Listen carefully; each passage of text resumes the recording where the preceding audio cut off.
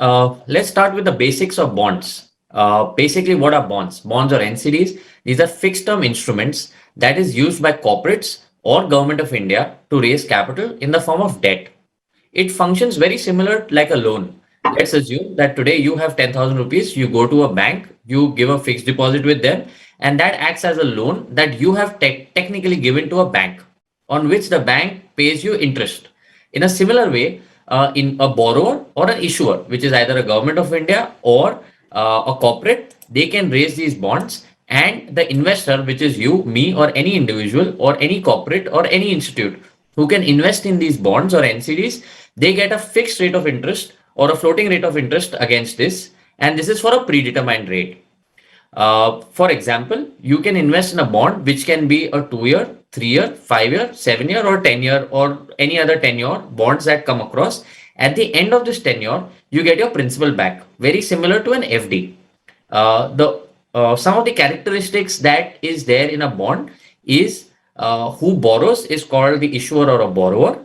What is the minimum investment that you can make in these bonds? That is denoted by the word face value. That is, a bond can be a face value of 10,000 rupees.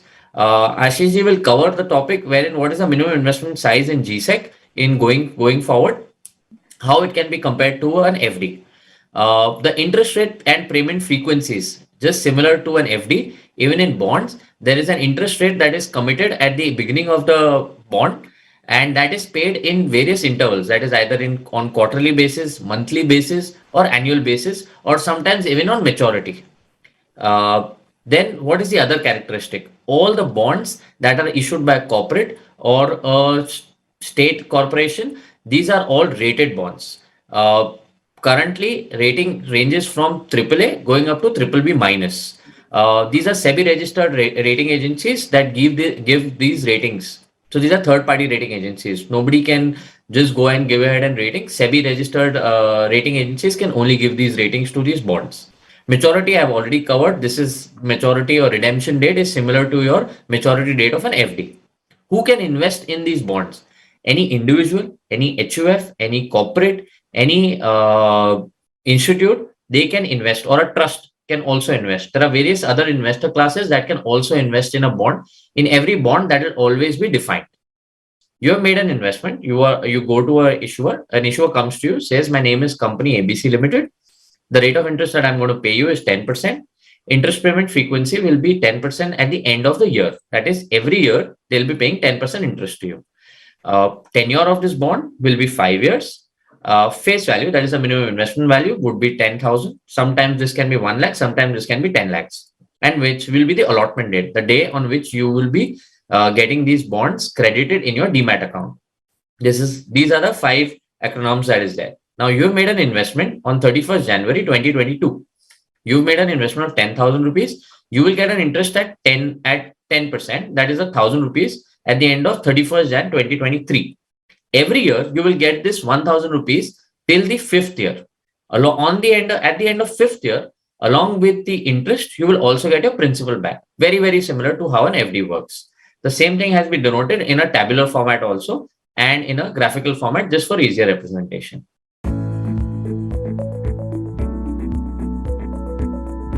What are government securities? Government securities are nothing but tradable debt instruments that acknowledge that Government of India's debt obligation. That means these securities or these bonds, they are issued on behalf of Government of India, which is managed by Reserve Bank of India. Who issues them? It is issued by central government and state government. So central government, whenever they issue a debt, it is called GSEC. Whenever state government issues, these are called SDLs, that is state development loans. If it is a shorter term tenure, which is less than 1 year, issued by the government, then central government, then it is called T-bills. If it is more than 1 year, then these are called GSEC or SDLs. That is always a maturity of 1 year or more. So to give you some graphical representation, debt capital markets or the bond market, government securities, they are bifurcated in GSEC and SDL. If you can see my arrow. Reserve Bank of India is the one who manages both. Government of India issues central government, which is the central government issues GSEC, and SDLs are issued by examples of Government of Maharashtra, Government of Gujarat, Government of Tamil Nadu, Government of Punjab, and various other state governments. They can issue SDLs. and anybody like you and me can invest in these. So as we all know, government manages its own balance sheet where it has various revenue receipts in form of taxes. It has various capital receipts in form of, say, investments of public sector undertakings. So all these receipts put together are then matched to their outflows, which are expenditures. So in developing economies, mostly the expenditures of the government are far higher than what the inflow of the government is. So there arises a fiscal deficit. So this fiscal deficit is nothing but the balancing figure for outflows of the government and the inflows. So if outflows are more, there is a state of fiscal deficit. Now, how is fiscal deficit met? It could be met either by issue of government securities or by printing of notes. So because if more and more notes are printed and circulated in the economy, it leads to inflation issue, and therefore mostly in all developed economies, the central banks manage the currency chest for Government of India, and Government of India basically issues GSEC. So GSEC we have understood is a loan that you and me, if we invest, we have extended to Government of India, and it is managed by Reserve Bank of India. So the first and foremost importance is to manage the fiscal deficit of the country. Then it is important to note that these GSECs are kind of mandatory investment for all commercial banks. Commercial banks have to maintain various liquidity ratios like SLR ratio, CRR ratio. So 18% of the deposit base of the bank is mandated to be invested in GSEC. So this forms a basic element for investment by various banks. It attracts foreign capital, like we say, FPI is flowing into stock market, and therefore stock market is scaling new highs. So likewise, in our debt market also, FPIs do come in and invest in GSEC, and that's how the indices in terms of GSEC yields also move up and down. GSEC importantly is a risk-free, zero risk weight carrying asset because it is a sovereign debt. It is also a backbone for all the fixed income instruments. If we talk of corporate bonds, say issued by Tata, Birlas, and all these corporate houses, what you can expect as return coming from them could be a certain spread from GSEC because GSEC is a sovereign security in nature. So you're saying that every bank has to make this investment in SLR, in government securities? Yeah, so there is a concept of net time and demand liabilities, which are essentially fixed deposits. So as we all know, banks are funded by bank deposits, which you and me keep parked with the various bankers. Out of these deposits, they are mandatorily required to invest 18% of their deposit corpus into Government of India securities because these securities are largely liquid. And in the event there is some call or pressure on deposit base of a bank, they can be readily liquidated to meet the liabilities. Is there a lock-in that is attached to this? Basically, there is a maturity attached to every GSEC. So the GSEC, when it is issued, there is a particular maturity date attached. So there is no lock-in period. You have to hold the security till the maturity period, but exit options are available by way of selling the GSEC in the secondary market. So since it is such a liquid instrument, you can liquidate it any point of time.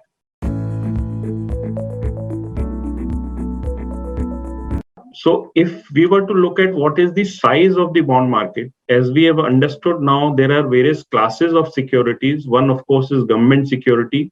You can see 76 odd lakh crore worth of government securities were outstanding as on 31st March 2022. Then there are treasury bills of 7 odd lakh crores.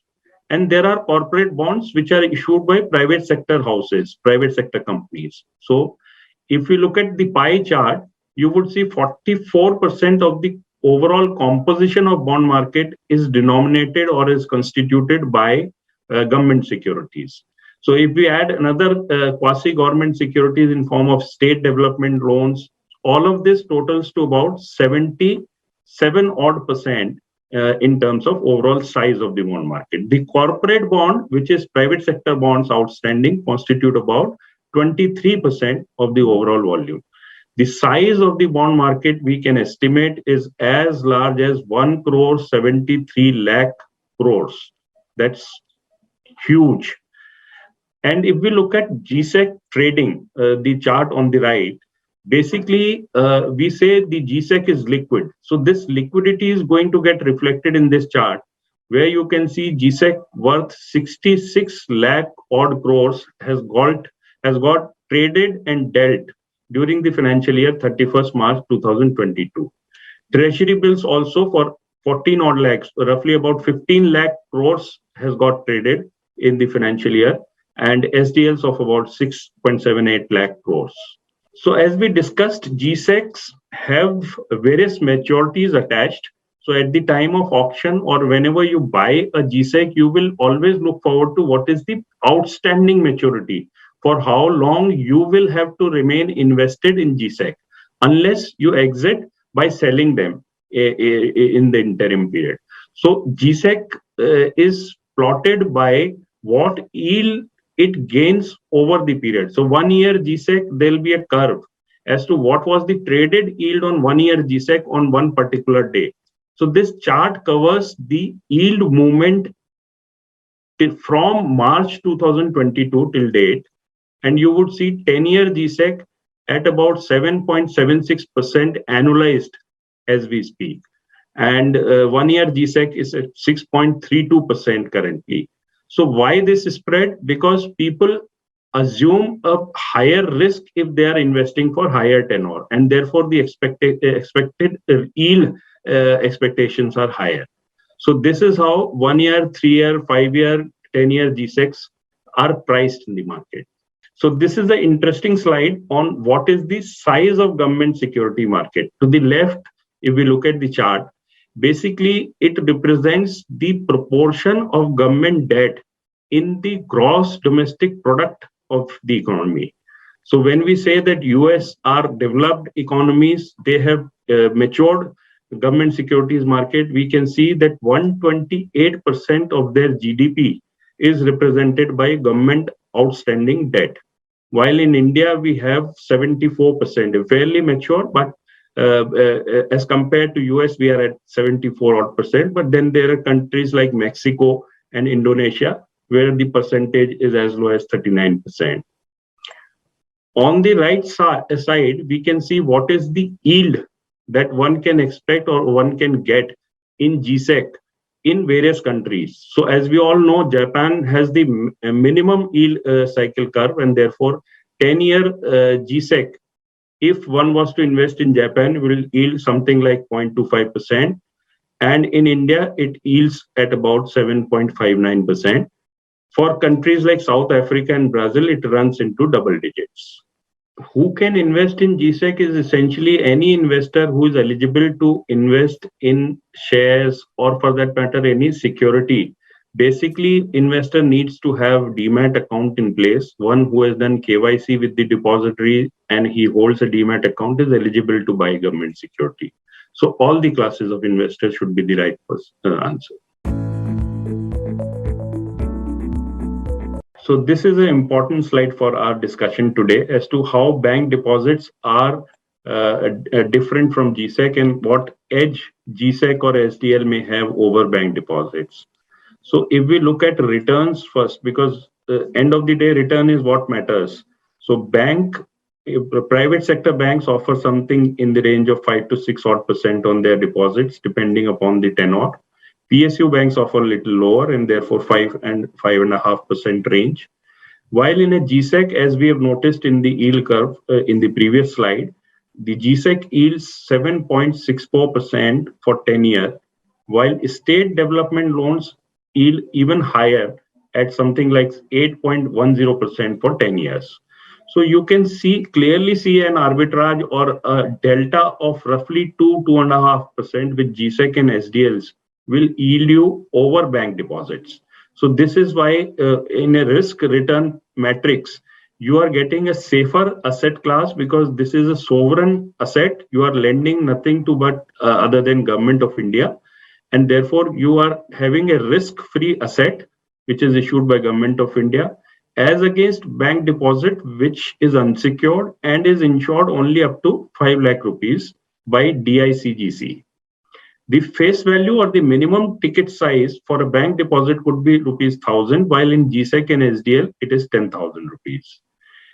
On liquidity, like we discussed in the previous slides, the bank deposit is non-transferable in nature. So if I hold a bank deposit, I can't liquidate by selling it to someone else.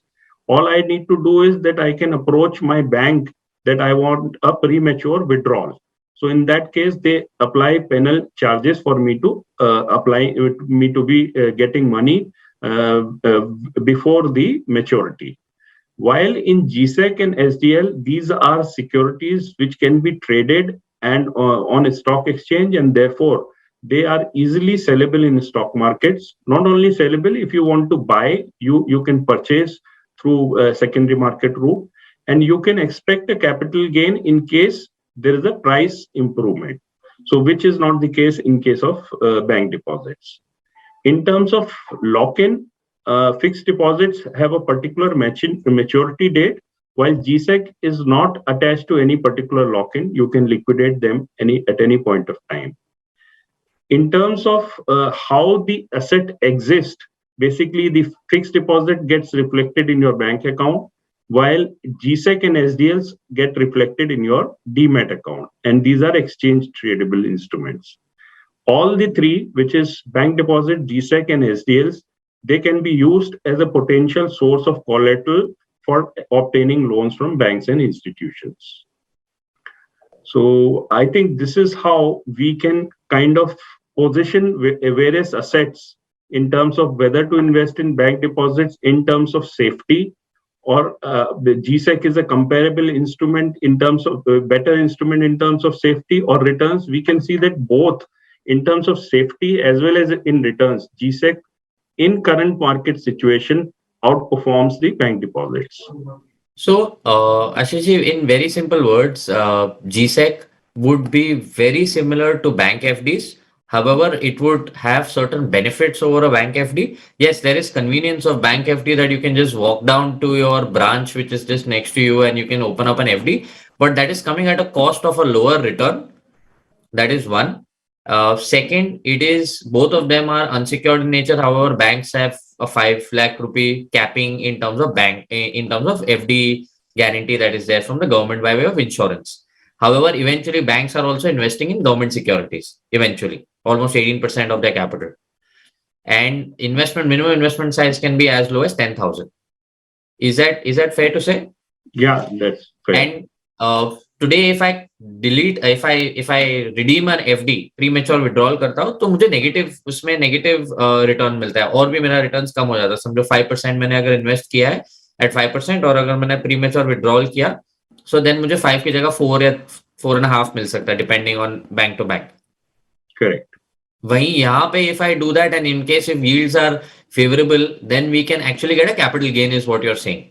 And these capital gains, are these tax efficient from any aspect for the investors? Well, it depends on the capital gains tax rate, which is essentially lower than the applicable normal tax rate. So if one lies in 30%, 40% bracket, the capital gain, if long-term in nature, can be taxed at about 20%. And long-term in nature here is more than 1 year. More than 1 year. Not 3 years like in real estate. And do we need to open a separate demat account just for a GSEC? No, a common demat account for shares or corporate bonds works for GSEC as well. So same demat. So basically, whenever I've taken an FD from a bank, if I want to go and take a loan against it, it's very easily available from the same bank. Whom can I go in case of GSEC? Whom can I take this loan from if I've invested in GSEC? You can go to any institution, any bank. Basically, you can pledge your holdings in the government security or SDL and avail loan against that collateral. I'll quickly explain to our retail audience how they could look at investing, how an individual can look at investing in government securities. You can do this through an exchange. You can do this to an online platform like IndiaBonds, wherein you can go on IndiaBonds on any platform. You can do your KYC, which is your physical KYC or your e-KYC. If you do it on an online platform, it can be done paperlessly within 3 minutes. You can look at buying your GSEC or SDL from either through your broker or through an exchange, which exchange brokers, or through a platform wherein GSEC and SDL is tradable, and you can select them. You can purchase it. You have to make a payment to the account, and the GSEC will be credited back into your existing demat. You don't have to open a separate demat account, is what Ashish just right now told us. Just give you some examples which are currently available. Something like, just a sample, uh, July 31 maturity GSEC is right now at 7.5%, which is currently available. This is a semi-annual yield, so your annualized return will be much higher. If you want to invest for a shorter term tenure, which is just for two till November 24, then in that case, you can expect a return of 6.65. So if you compare this to your bank FD, you will almost get 150 basis points plus compared to your bank for less than 3 years.